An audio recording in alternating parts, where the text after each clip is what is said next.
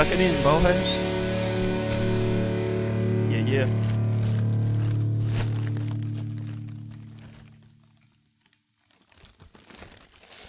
Hey, Peter.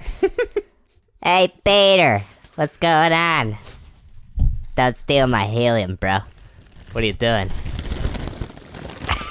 That's pretty crazy, dude. Whoa. I think I'm wearing off. Give me another hit. Woo! Welcome back to the Pop Culture Punks podcast. Hit me with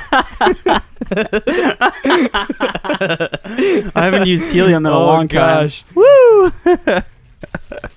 Oh gosh. I haven't used helium in so long. They call me the rap god because I got rap game, blah, blah, blah, blah, blah. MGK dead, man! Bro. Holy cow.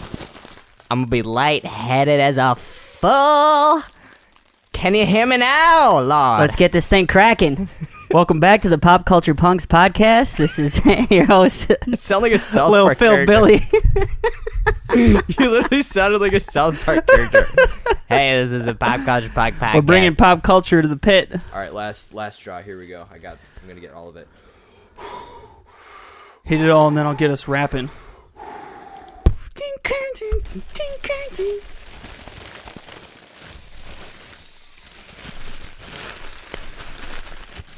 Holy shnikes, that's a lot of helium, bro. He's trying to take you down the path of righteousness. I'm trying to take you down the path that rocks. No. He's got a point. What is that quote from? It's from Emperor's New Groove. Okay, yeah. It's a great quote. The little Kronk angels. They're like, bro, see what I'm doing? Oh, yeah. The little guys on the He's like, shoulders. take you down the path that rocks. Hey, Peter. He's like, I can do this. What does that have to do? No. He's got a point. Oh gosh. Oh, what a way to start us off. Well, that was us huffing on helium. Welcome back That to was not an audio the trick. Helium Huffers podcast. Yeah, if I really wanted to, I'm sure I could screw around and audition and do that, but that was Just not. make our voices like that the That whole was time. legit. That was legit. My birthday balloon for my golden birthday has been sitting in this office for like weeks. And we finally demolished it. Demolished it, bro. Get wrecked. Yeah, but welcome back to another episode of the Pop Culture Punks podcast. Yeah. Where we bring pop culture to the pit Mosh, baby. and mosh with that pop culture goodness. Goodness. Speaking of goodness, I realized something editing the past couple episodes. We never introduce ourselves anymore. We don't. Everybody just knows who we are instinctively, I think. But do they? No. No, they don't. I don't think so. I am your host, Phil. And I am this other kid, Josh. The demi-host. Demi-host, I Josh. like it. Demi-hosting, demi and host. God host and demi-host. God host, God host. Demi-god host, God. Rap God. Brrr, blah, blah, blah. This week we'll be looking over some info that Nintendo dropped to us directly in their Nintendo Direct last week. Got a lot of new good stuff. A lot of stuff that boils my blood a little bit. Actually, not a lot. There's like maybe 10% of stuff that boil my blood a little bit. Most of it's pretty hype. But before we get into that, what have you been up to this week? Well, first, we were just listening to, what is it called? Killshot? Killshot. Eminem's, because we talked about it last week, I think. And Eminem did end up coming back at MGK. And let me just say, he ended that man's whole career. MGK, he's done. He's done. He's out. He's done. He's out of the game. I legitimately liked Rap Devil. Like, it was like, oh, this is a pretty good track. Like, some good it was bars. just a good track, like, especially in comparison to the rest of hip hop and what it's doing. Mm-hmm. But then Killshot, I was listening to it and I just couldn't stop smirking the entire time because it was just like, yeah, I feel like MGK's came off like Eminem even says it like, was that a death threat or a love letter? Right. And like MGK's diss was kind of like, were you trying to diss him or right? were you, like, yeah, exactly. He basically says like, I know you're the greatest, like you're this, but like you're too old or something, and Eminem just goes for the jugular, like just dropping all this stuff. You're going after the king on the throne, Yeah. and like if your entire track is kind of set on the precedent of like, what I know you're the king, but you're old. And he's like, your beard's weird. It's like, I love the you're little done. sample at You're the beginning. Weird beer, weird beer. It's just went after him. So yes, yeah. good So stuff. my opinion, and I would think the majority of people would agree, MGK. Sorry, son, you lost. Toast. You got toasted. So there's that. I did finish Neuromancer earlier this week. Yeah, you did. So I picked it up from the library, so nice. I'll I probably saw read it one of your things is reading Snow Crash, so I might actually try and finish that. Which I guess is a quick forward about some future episodes. So next week, if he's still able to make it, my good friend Mondo is going to be swinging by and talking about doing DJing and stuff in Madison and in Milwaukee now, and just games, and we'll probably just do the usual chat.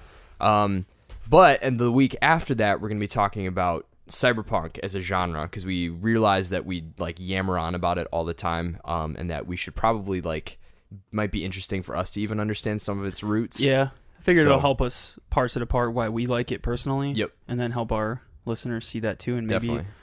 give some recs on things they can watch or read For or sure. whatever. So yeah, and it was interesting. Keep tuned. Even the stuff that I've been Googling and just kind of researching of the genre, and just it's going to be really interesting to kind of see where our views of it go. And there's a lot of people that are very gatekeepery of like what is actual cyberpunk, and there's other people who are like, no, it's just kind of like futuristic technology-based dystopian stuff. And there are other people where it's like, no, like the society needs to be like this, and the people like this, and corporations, and like there's like strict rules in their mind. So it'll be interesting.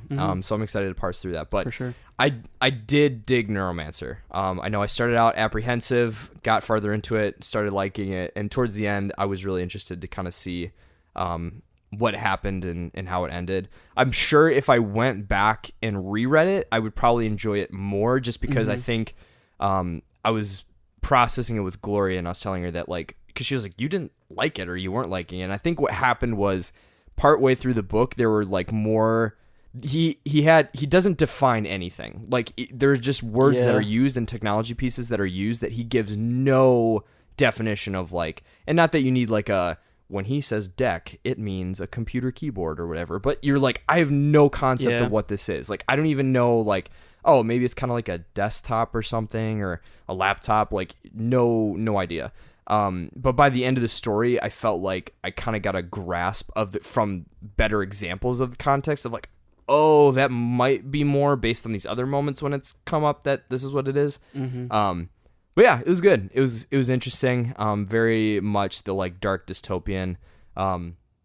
Gibson's style is really interesting because he just does not give you anything in a way. Like his language and the way he does dialogue and stuff is probably my favorite part.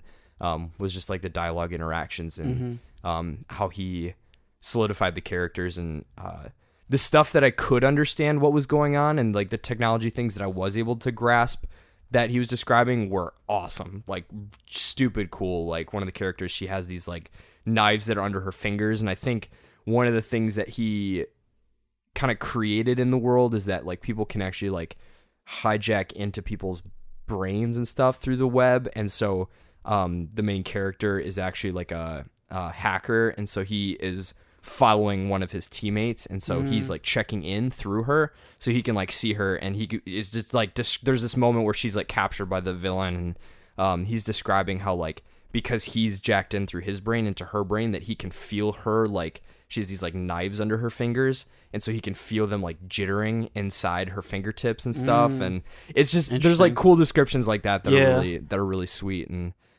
but yeah, if I had to critique anything from the book itself, it would just be that there were a lot of times I think I got really lost with some of the technical jargon. Yeah. But the rest of it, once I kind of understood it a little more and got to see it in different places, it completely changed everything. And so it was good. I would definitely recommend it. Dope. It's fairly short. Like my copy was only like 250 pages. Yeah, I got for from the that, like, library. little- It's pretty small. Yeah, so it's a fairly quick read. Cool. So definitely dark, definitely violent, definitely like adult oriented, but it's a good read. Cyberpunk nonetheless. Yep, very much. Dope, dude. So, and then my other thing is kind of tied into the direct, but we found out earlier before the direct, and so I'll probably talk about it later. Cool. So that's pretty much the gist. Sounds good. Yep. Computer's fixed. Got it Computer's all figured good to out. go. Can't wait to play Now you some. can play The Witcher. Some ultra res Witcher. Yeah. But that's pretty much it. Dope, dude.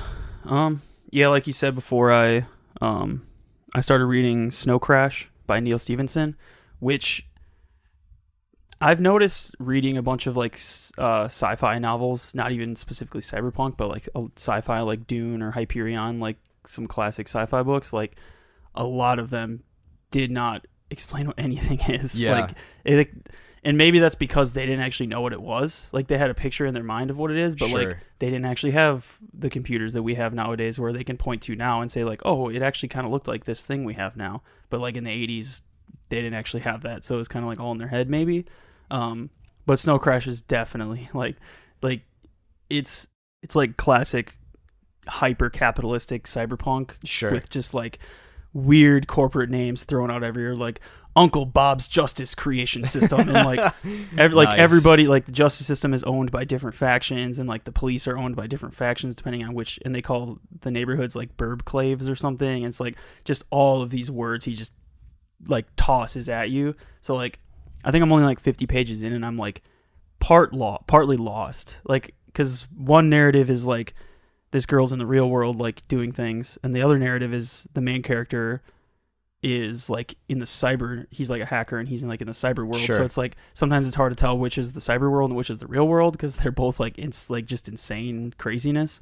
But it's, so far what I'm reading, it's definitely like cyberpunk. It's got like the hyper capitalistic tendencies, like everything's privatized, everything's like crazy and nice. So I think it's going to end up being a really good book. It's just it's similar to what you're describing. Like it's just a lot of front loading, like world building sort of stuff where you're just like, I'm sure I'll figure out what all this stuff actually means later, but right now I'm kind of trying to figure it out based on context and try and like draw pictures in my mind. So sweet. Yeah, I'm hoping to finish that before we do the podcast and maybe get into Neuromancer, but we'll see. Yeah, that's pretty much it. I mean, I've been doing the same things, Witcher and Game of Thrones, still going at it. So, and I had a funny thing on here because the new Spider-Man game came out, which I don't know if you've gotten a chance to play that yet. But have you? Only for about like an hour, maybe a little over an hour, but it's good. Yeah,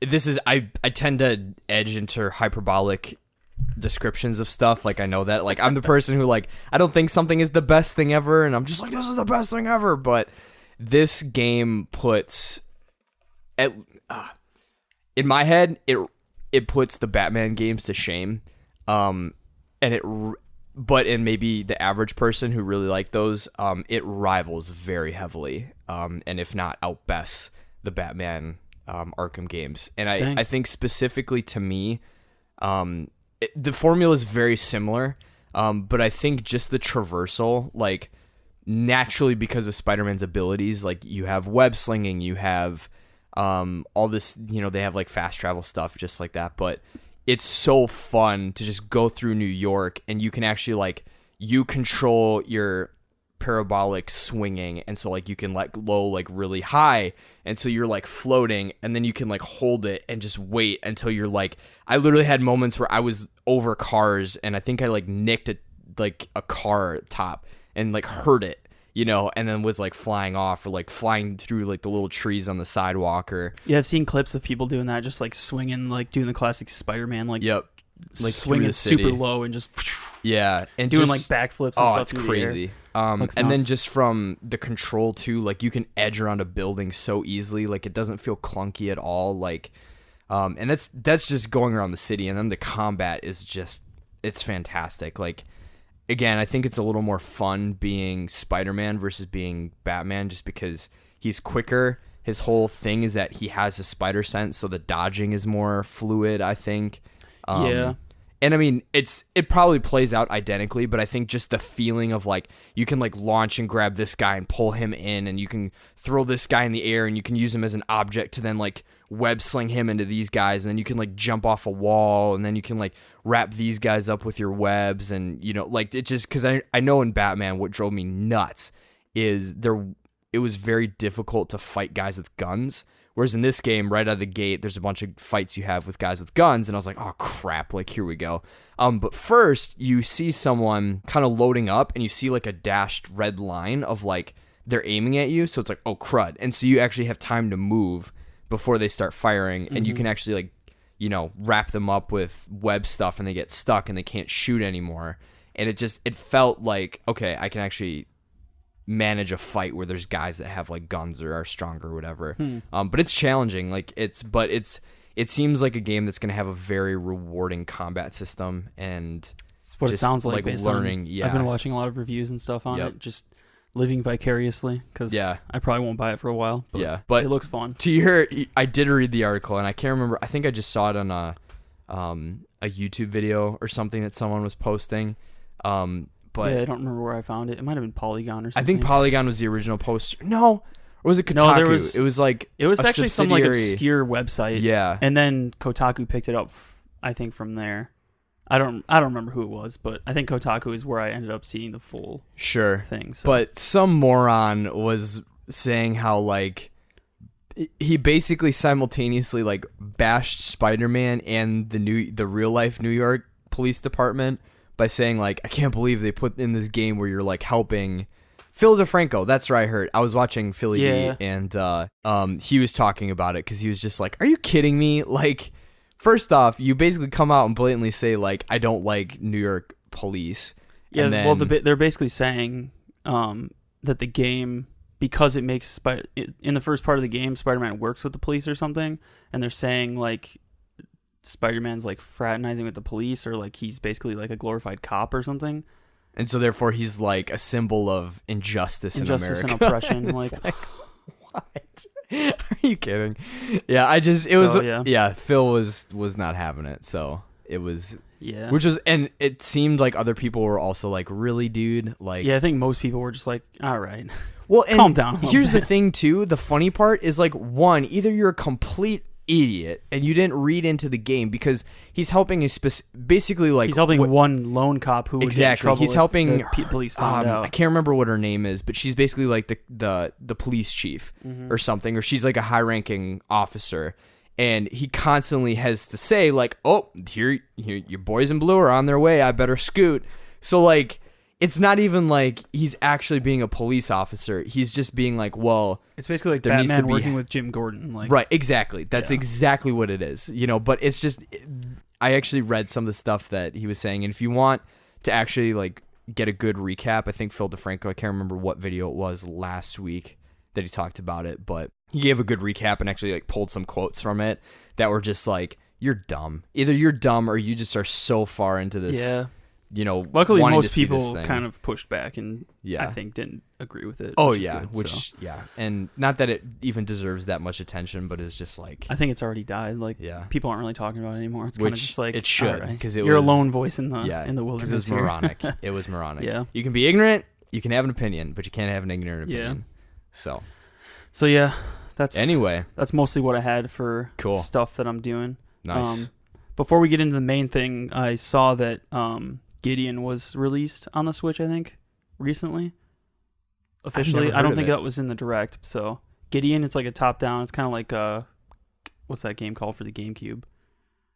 Goblet? It's like a dungeon crawler sort of game. Gauntlet. Thinking, yeah. It's sort of like that, like a top isometric dungeon crawler sort of thing. It's been on like mostly every other system, so it's kind of like, I didn't check it. I'll have to check into it. It actually looks pretty fun. I was tempted to buy it. I just haven't bought a lot of games recently. Yeah. But I don't think that was a part of the Direct, so I figured I'd throw that out there. Cool. I'll have to check it out. So Gauntlet style isometric dungeon crawler. I think it's like that. That's what people were saying. Sweet. So, and it's been on the Vita for a long time, so it's a welcome addition to the Switch. Nice. So yeah. Now we got the main meat of the discussion. There was a Nintendo Direct, which is sort of, for people who don't know, it's sort of like their way of announcing what's coming up in the next couple months.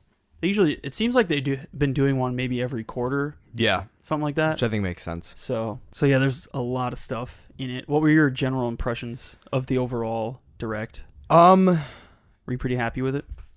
Yes and no. I think I don't know what I was expecting. I think I always, it's really funny whenever I get a Direct, like that's like the highlight of the week for me. It's like, oh my gosh, I can't wait to see what they announce. And there really wasn't anything crazy that I was like blown away by. Which, no, I take that back, but it was an early leak. So I did audibly shriek at my desk when I got your text that Crystal Chronicles was getting remade. I was thinking I might. I'm pretty sure in one of our episodes, it might have been the one with Tom when we talked about the Switch, like our year in review, that we were like, oh, if they would ever remake.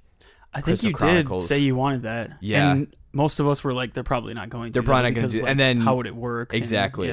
And to see that they're actually doing it, I'm just like, I'm going to put so many hours into that game. And it's not that spectacular of a game in honesty, but I think what makes it so good is that there's just nothing like it. I'm wondering because I know that there's GBA SP or GBA. That was the one where you can plug your GBA in? Yeah. I'm wondering what they'll do with that. If it'll just be like use your what Joy-Con it is, or... Well, I don't even think it's going to be that. I think it's just going to be... Because now we have the technology that your dedicated system can function as... Oh, so your Switch will be your controller, basically. Right, exactly. Ooh, interesting. So, like, the whole point being that, like, you know, you, Zach, and I, and Tom, if theoretically, we could all separately online play the game Quest style. And, like, that they basically remade it as if they had modern technology, which is, like... Dude, it's the that's same how dungeon. It works. That's what it said. I'm definitely buying that. That's yeah. So because that was the only reason that was the reason I wanted them to remake it in the first place, was that it was a great game back in the day, but it just the technology wasn't up to, like, back then for them to have designed it so that you could just plug in your Game Boy and you could have your own inventory screen, you could control all your own stuff, that you didn't have to have like 50 pause menus and things on the cube. It was pretty revolutionary at its time. Yeah. And so, but now they have that game and that structure and the design and everything, and they can bring it to a modern console, which is everyone has their own. You have multiple screens. You can, like, I literally audibly was like, yeah. I remember like, when I first saw it on I think on Twitter, I tweeted you maybe. Yeah. When I first saw it, I'm like, Josh is gonna freak when he sees this. I freaked out. That changed my day. Like, I literally was like, holy crap, I can't believe this. Because this, again, it's not like the most amazing game ever designed, but I think what's so fun about it is it takes so much coordination, and it feels like a game that you act like. Whenever I've played it with Zach, Jordan, and Colton, like, they're the four that the four of us have always been just doing the game together, and so we've almost beat it, I think. But man, it literally takes so much coordination to be like, I remember watching you guys healer. play. Yeah, I was like, there's this that is one intense. boss. Yeah, like, it's nuts. Yeah. Like, it's like, you're the healer. It's like, okay, you need to heal this guy. You need to do this. It's like we have like jobs assigned. Like, you know, and there's Jordan's even like the healer, certain and this moves is the magic where like guy. They're weak to like holy move or whatever, so you have to combine healing with defense or something, and like you have to coordinate both attacks coming together at the right time, and like I was and just at the same time, yeah, like there's, if you want to play the game well and you want to actually have a fighting chance, you have to literally manage, like, okay, I as the Selkie am taking on the cut because I can move the fastest, and like Colton as the Lil T, like, he has the highest attack, so he's just going to be spamming physical attacks the entire time. Jordan is the human. He's going to be managing like healing spells, and he's going to be doing that. And then Zach is the Uke, like, all the magic stuff. And so between the four of us, it's like actually having it. But then like one person dies, and it's like, okay, but he was the only one who had life. So then earlier in the level, you have to be like, okay, who's the backup to have? And it's just like, it's just so much management of like, not which just is kind of cool because it's like it's basically like a role playing style game where you like get to play with your friends and kind of see who's playing what role, and how are you gonna coordinate, and like, exactly, are you gonna work together, or are you somebody gonna try and sabotage you for some reason? Yeah, like, and it gets crazy, like it does, but it never feels like cheap. Like, it's always like you just have to be on your toes, and you have to be smart and like thinking through things, and just I am just so unbelievable excited for that. I feel like I'm gonna pick this one up. Yeah, I hope they can pull it off too. So yeah, so from what it sounds like, they're just doing a straight remaster of it. So I think dope. if that's the case, like, goodness sakes, it's gonna cool. be That's gonna be awesome. It's gonna be awesome. That's dope, dude. Yeah, I think going back to general impressions, I think overall I was pretty impressed with what they did. I think it's hard for me because like I've never been a huge Nintendo fan, so like I've never played Luigi's Mansion, I've never played Mario and Luigi, Bowser, and so there was some 3DS stuff on here, but I've never played. I'm trying to think of what other games there were, or like Animal Crossing. I've never played Animal Crossing. Like I don't understand the hype behind it, other than like I see on Reddit like things that people are predicting and stuff. So like I kind of get when I'm supposed to be hyped for things, because I'm like, Sure. oh snap, like Sure. people weren't calling this, or like people have been wishing for this for like 4 years or something. Yeah. So I kind of have some context, but like I don't Sure. have the actual like Nintendo fan context from the get go. But I think overall I was still pretty impressed with everything they're going with, and I think even like, because I think you started watching it before me. I was like 5 minutes late, so like I texted you. I was like coming in hot with the Luigi's Mansion 3, which I personally wasn't expecting them to do that. I don't know what your thoughts were on that, because even people on Reddit weren't really like. I think people wanted it, but I don't think anybody was expecting that anytime soon there would be a third one coming out, because it's like there's a lot of other stuff. So yeah, I was pretty surprised by that, and I'm kind of excited for it because I've never gotten to play. Yeah, I mean, honestly, like anytime, like we've just been getting so many games in general on the Switch that I think anytime we get to get a first party one is awesome.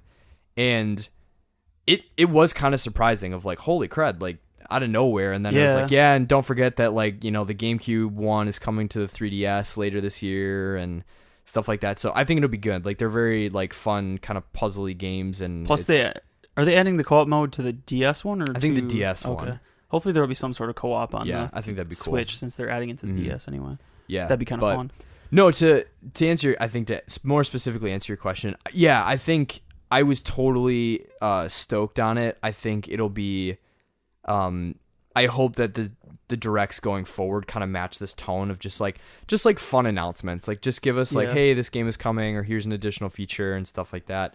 I think the one hard thing is we've been so spoiled the past like 2 years, and I think because the Switch is so new and everyone's waiting for like their big thing to get announced, and like there's been a lot of things just left and right. You know, here's Crystal Chronicles, here's Luigi's Mansion 3, here's Animal Crossing, here's Metroid Prime 4, like left and right. Here are every single major title that anyone could ever want. And so I think I personally feel a little spoiled, and so I think any hesitation to be like, I was kind of like whatever is more not because it in itself was bad, but there's just been so many huge announcements. And then, you know, with like PS4 and Spider-Man's been doing great, and you've got some other big titles coming out soon. Like it's just quality overload, which I think we've kind of had a dry patch the past like year with other consoles and stuff. Just, I mean, we've had like big AAA games come out. Yeah, I mean, PS4 has been doing pretty good with PS4's just God of War, Spider-Man. Yeah. And we got this fall is going to be pretty crazy with other consoles, but yeah. I'm pretty much in the same boat as you, I think, and I haven't played a lot of the first party titles that have come out since Zelda and Mario, but I'm excited to see the Switch continue to push forward and thrive. And I mean, we got Luigi's Mansion 3, we've got new. I'm just gonna list off some here, and then we can kind of go from there. But the main like first party titles, we got Luigi's Mansion 3, New Super Mario Bros. U Ultimate. I don't know if it's gonna add the U on there, if it's just New Super Mario Bros. Ultimate. I might have put Ultimate on accident because I just read like Smash Ultimate or something. I think it is called Ultimate. I don't know if the U is in there as well. It might just be Smash Ultimate or whatever. Cool. Or not Smash, Super Mario Bros. That one, I might actually buy that one because I always liked the more side-scrolling OG style Mario. Yeah. I'll skip over the main thing for now. We'll dive into that later. They showed more Pokies, so it's like we got Luigi's Mansion, we've got Mario Bros. HD Remaster, we've got a Pokemon game coming out, we've got Super Mario Party coming out, we've got a new IP by Game Freak called Cities, which I think it's could be interesting depending. Cities Skyline is a different one, but I was reading one below it. Yeah, Town, which is made by Game Freak, which looks like it could be interesting. Yep. I'll have to see more. Oh gosh, there's so much stuff, and then we got Smash, and then Animal Crossing, obviously in there. But wait, we can't forget. Catan is coming. To the Switch, baby. Catan is legit coming to the Switch. I couldn't believe that, because like when they were doing that, there's like some board game bundle that these some dev is making, and there's like a whole bunch of, it's like Pandemic, which I actually played, is pretty fun, Lord of the Rings, the card game, and some other board games, and then they were like, and a world favorite, Settlers of Catan. And I was like, no way. Yeah. So, like, oh, I feel like that's actually a cool move because of the way the Switch works, you could almost get like a couple switches and even maybe make like a board or something, depending on how it works. And like it'd be cool to be able to click and do things. So that's pretty cool. Yeah, for sure. It was just like out of nowhere. Like, I know, I was like, out of nowhere. Board games, like where weird, is this coming whatever. from? Yeah, it's a cool move though, because maybe other board games will see it and jump on like Fantasy Flight or something like that. So be cool. I was genuinely pleased with the fact that they're bringing some Final Fantasy games. Dude, they dumped a lot of stuff. I was surprised by that. Final Fantasy 7, 9, 10, 10-2, 10. Like For some 12. reason, they skipped 8. A lot of people were mad online people, about that. I was talking. So my coworker, he's a big Final Fantasy fan, and I think there's a legit vendetta against 8. Like there are a lot of people who really loved it and think it's like one of the more interesting, better ones just because of the mechanics. But also the mechanics were a little more experimental in that one. There's a lot of people who really hate it. Okay. So I wouldn't be surprised if, I don't know. That's interesting. They were just like, But yeah, they announced Final Fantasy 12, which is the Zodiac Age, right? Yep. Is called. Which is pretty new. Which is a new one that was just, the HD version was just released on Xbox PS4, I think, or maybe just PS4, I don't know. Which, it looks pretty good, actually. But I don't know if I'd buy it on the Switch. But Final Fantasy games, honestly, are kind of hit or miss for me. Yeah. Like I've never been a huge Final. Yeah. I played Crystal Chronicles DS one, like the DS games, and those were fun. But I've never been huge into. Yeah. I'm just not a huge like turn-based fan, which I don't think Final Fantasy 12 is. But yeah, they announced 7, 9, 10, 10-2. Yep. I don't know why it's called 10-2, but there's like characters. It's like an all-female cast, and it's like characters from 10 who are then like the main protagonists in 10-2. Interesting. So that was a surprise. I was kind of blown away by that. Yeah. I was like, dang, Square Enix is just all right. Maybe what's it called? Sold so well, they're just like, well, let's just dump it all on there and go for it. I don't know. Yeah, I don't know, man. Like, with Octopath Traveler, like I honestly feel like they've been missing the fact that like the majority of people who are probably going to play their games are going to be handheld owners. And now you have a handheld HD console, whereas 3DS, like, I don't think Octopath would have done as well if it would have came out on the 3DS. But the fact that it's on the Switch, it's a unique IP, you can't get anywhere else. And then it's, from what everyone's saying, is really good, actually. It's like, bada boom, you got a hit sale. Yep. But no, I think it's awesome, and I feel like the minimum you can do is Final Fantasy 7, just for the fact that Cloud is in Smash. Like, it just kind of makes sense to put on the console. But, dude, that ending scene with the Animal Crossing troll was spectacular. Yeah, that was one thing where like I had been on Reddit a couple days before, and like every time a direct is even rumored about, Animal Crossing is like number one, where people are like, they better finally announce it. And like that scene comes up, and I'm like, oh snap, they're announcing a new Animal Crossing game. They're finally doing it. They're finally, and I'm not an Animal Crossing fan, but I'm like hyped for these people. Yeah. And then they say Isabella's in Smash. I'm like, exactly, trolled. Yeah. And then they double free control us. I was like, and then I love it cuts to Tom Nook, and he's like, well, she's in Smash. And I was like, oh no, they're trolling us a second time because they're going to put him in Smash too. He's going to be like a backup character. Yeah, he's going to be like what is it, the secondary character or whatever. Yeah. I can't remember what the title, I don't remember what it's called. Whatever. But then he's like, well, she's going to be gone. I guess I have to be the mayor now. And I'm like, oh no, I don't know. I don't exactly know what that means, but I kind of know what it means.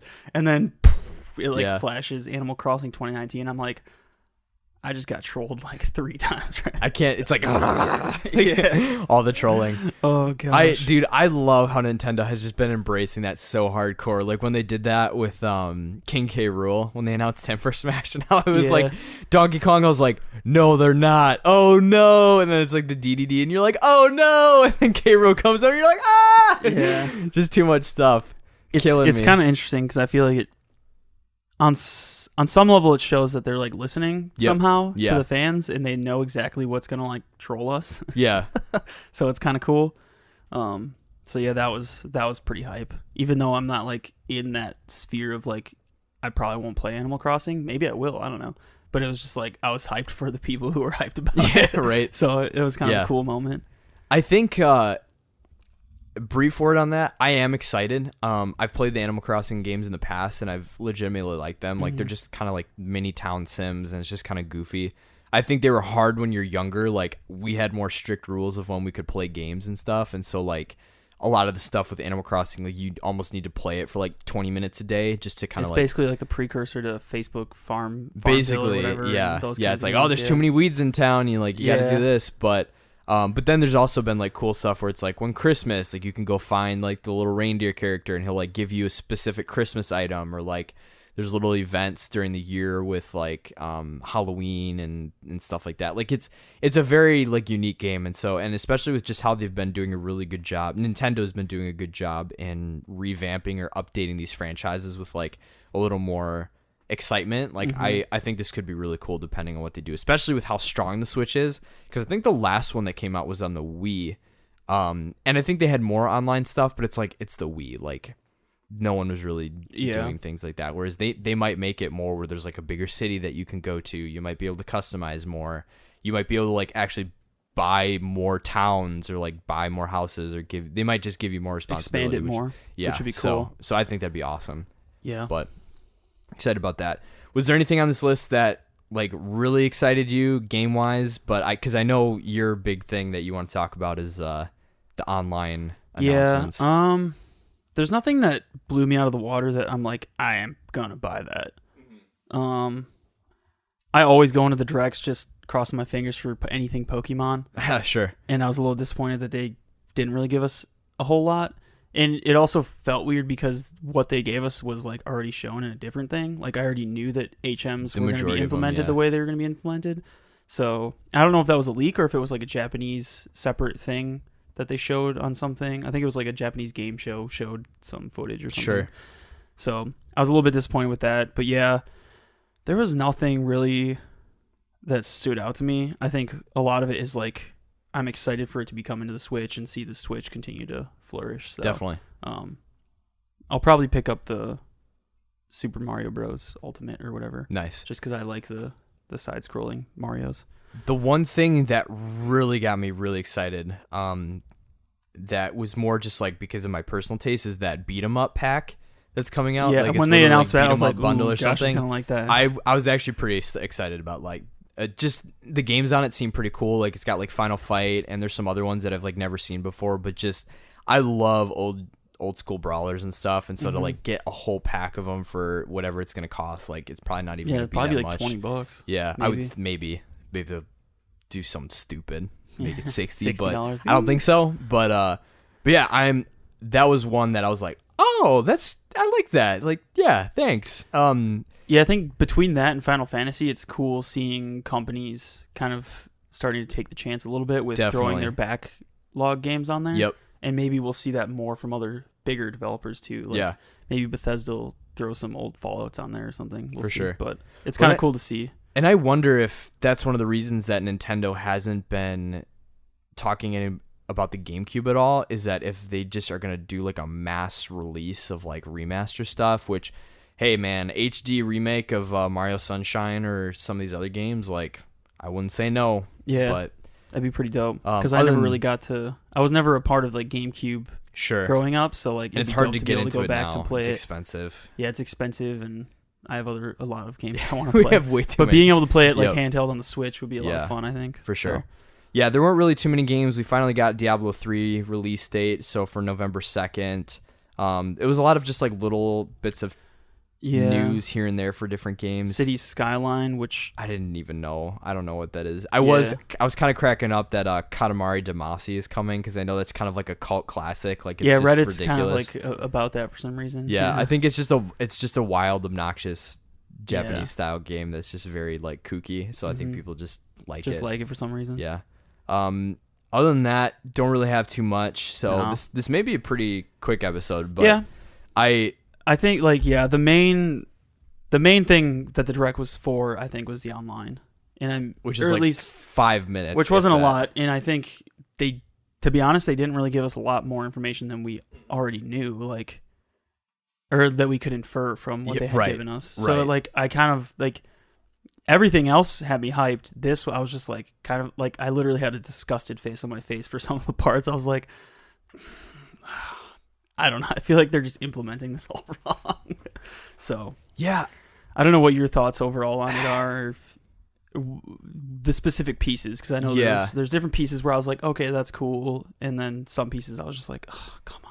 To be honest, I feel like, I feel like I personally have a conflicting view, because I am not from the expectation of like Microsoft Sony style online play.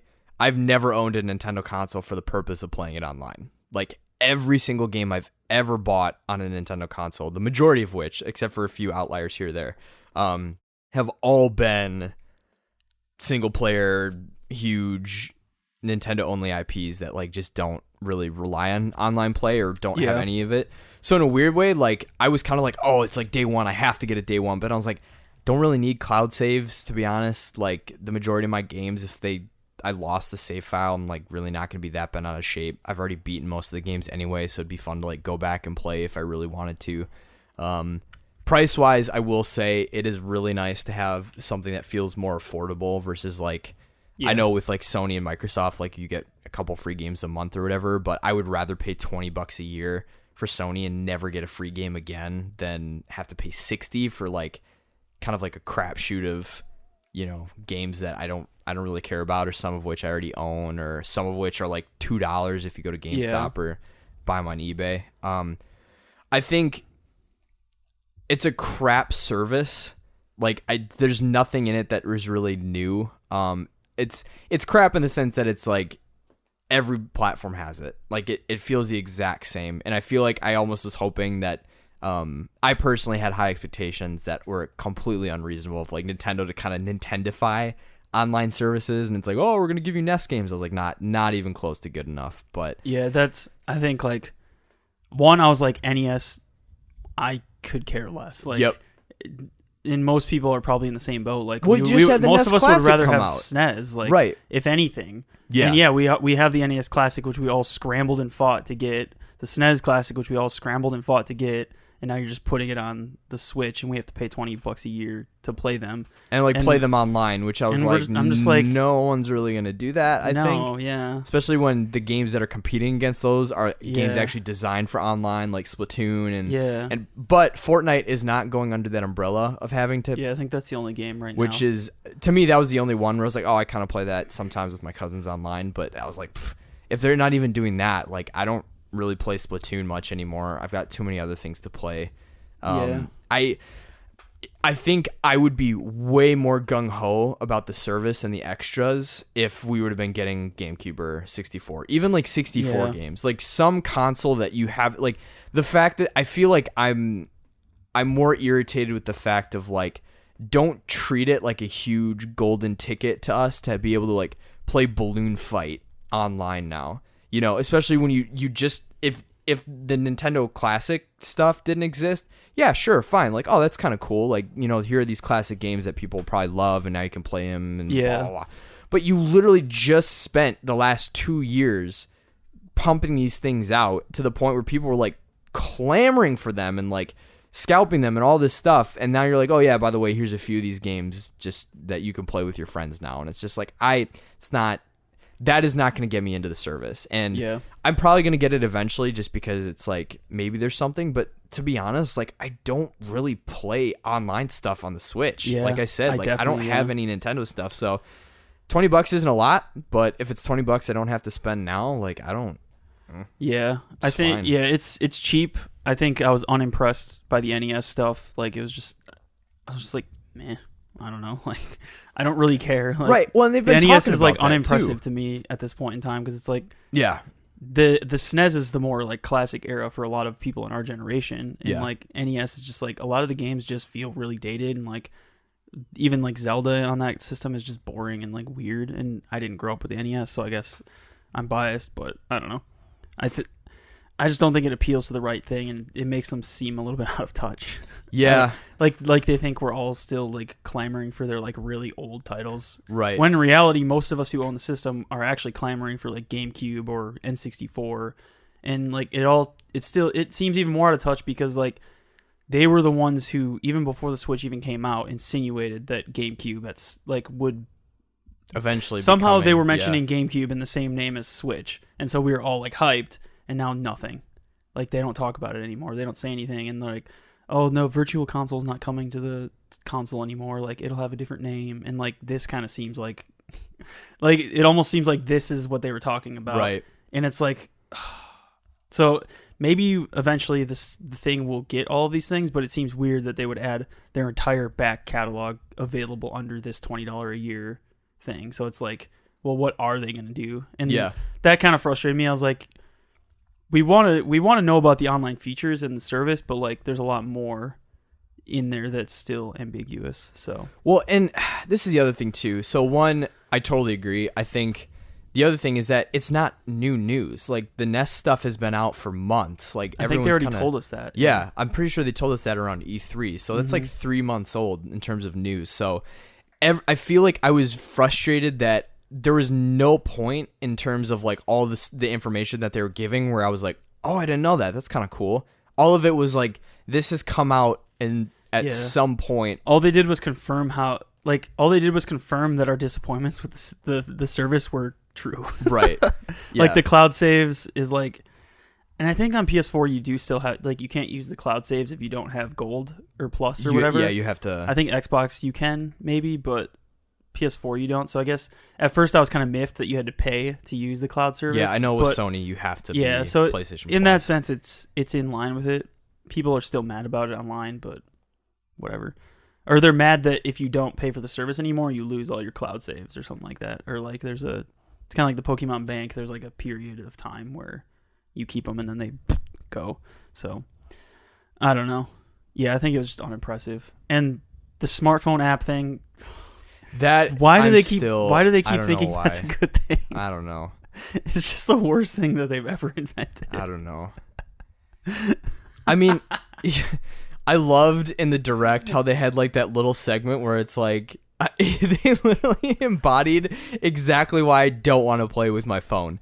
It was like, and now other people can like basically backseat game through your headset, you know? And they're like, now 2 people could be talking into the microphone. I'm like, I don't want that. Yeah, I don't want anybody else talking to me. I don't want anybody saying anything. Yeah. Like, this is about what I'm saying to my buds. But I think the reason I'm not disappointed with it, and I just am kind of like really in a way just shrugging it off and just whatever it is what it is like, there's really no way, I feel like, in my mind, there's no way to revolutionize an online feature. And I feel like everyone was kind of waiting for the Nintendo flair of like, here's our entire back catalog if you pay the $20. And everyone like, ah! Yeah. Like, I could have seen that having a huge impact on people just going crazy for it. So I think there were a lot of people waiting for something like that. I don't necessarily know what that was. I do think it was like, you know, they're like, well, we're not having like a classical eShop or virtual console, so like we're going to do something else. And everyone's like, oh, is it going to be the online service? Is that going to be like every few months they're going to give us games? And I don't even know what other options would be, but in my mind, like they had to do an online service because that's just the way everything is going. They did basically the most bare bones in comparison to their competition. It falls on par. It's nothing special. Yeah. I think everyone wanted it to be special, and it's not. And to me, it is what it is. Yeah, I think just talking about it now makes, like, one, it makes me realize it's not special, and 2, it makes me realize I was never gonna be impressed in the first place, just because, like you said before, like, I don't play online on the Switch at all. I don't even play online on my PS4, and I for some reason keep buying PS Plus. So like, it's one of those things where I was like, for some reason hoping for something to like blow me out of the water, like you said, but I was just like, I don't know, probably not gonna buy it right until like I need to. Exactly. Like, maybe there's certain features on Pokemon, but even like, I don't know, I feel like I've survived on Pokemon for long enough without necessarily having to use online. Right. Other than maybe like the GTS and completing Pokédex and stuff, but it's the Kanto region. Like, how long is that going to take? Well, but that's a good point. Like, that would be the first game in my mind to me that I would be like, and I don't even know if I'll do it with this one. Like, maybe Smash Bros. If I really want to play people online. But even then, I don't like doing that because people are too stupid good. Do you play Splatoon 2 anymore? Not really. Okay. Because that game basically becomes moot if you don't go online. It's still a great game, and I'm sure people who plug a lot of hours into it. I think it's just like, again, it's an online only shooter that just doesn't have a lot of like added. It's just like any other online only multiplayer shooter game.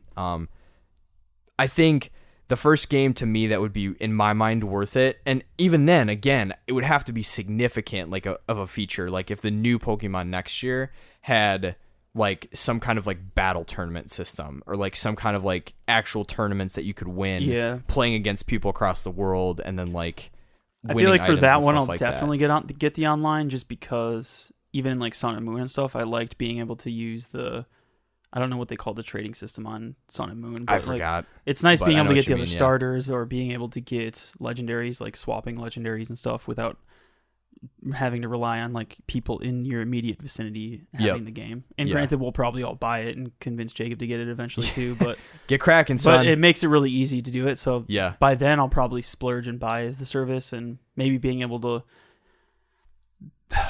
can't even do that. I was going to say maybe being able to back up the Pokemon games into the cloud saves, but they're restricting access. So exactly.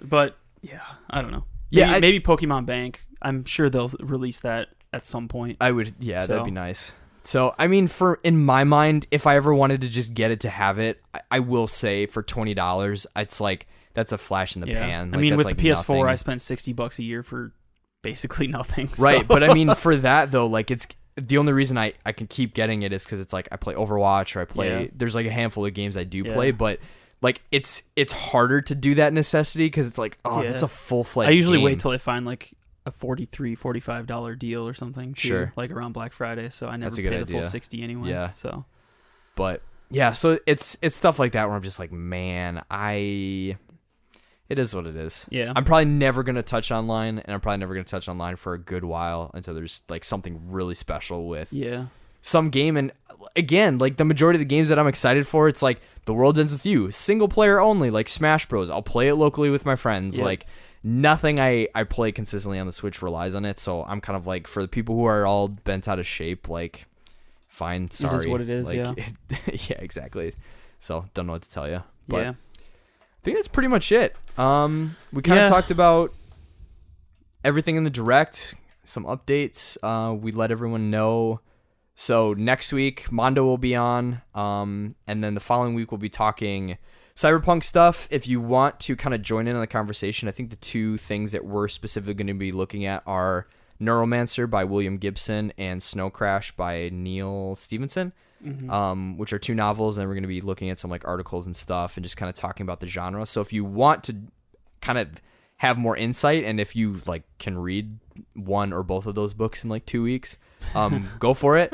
It might give you some more added value, but it's just kind of like a pipe. Or if you have any questions about cyberpunk or anything, feel free to shoot us an email, and we'll try to get to them during the podcast. And to be honest, that might even be good for us because I think there's kind of things that we naturally are excited about it. And if there's anyone who's kind of like, I don't know, wants us to do a little more research and dive into stuff, we'd be excited to do that. So, definitely. So that'll be 2 weeks from... Oh! That was cyberpunk. That was so cyberpunk. That'll be 2 weeks from now, so the 30th, or the October 1st, I guess. Gosh, and then Assassin's Creed comes out that Tuesday. Frick. Dude, so much good stuff. Yeah, buddy. Cool. So be on the lookout for those episodes. We hope that they will be exciting for your ears. Yeah, we'll just wrap up then. That's about it, yeah. Quick episode. It was pretty quick. Really? You should still go watch the direct if you get the chance. Yes, just to it's see only like 30 Nintendo's minutes.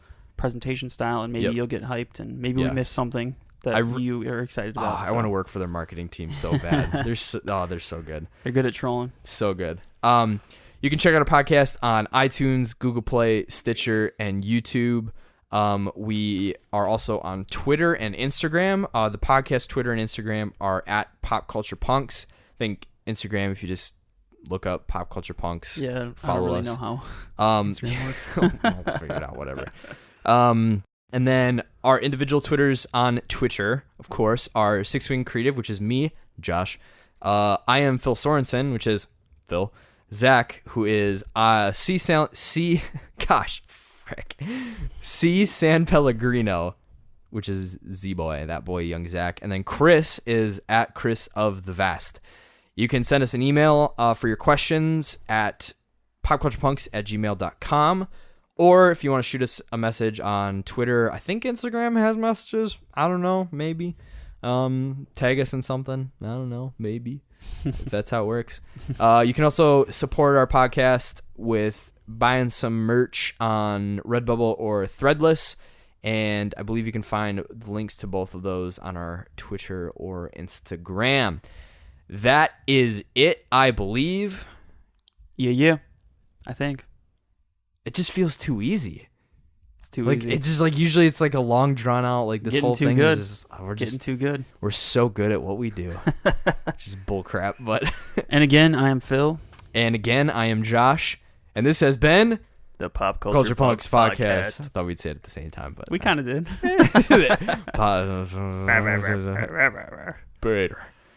We bid you a fond. That's my line. I was gonna give you cowabunga. Oh. Do it again. We bid you a fond cowabunga.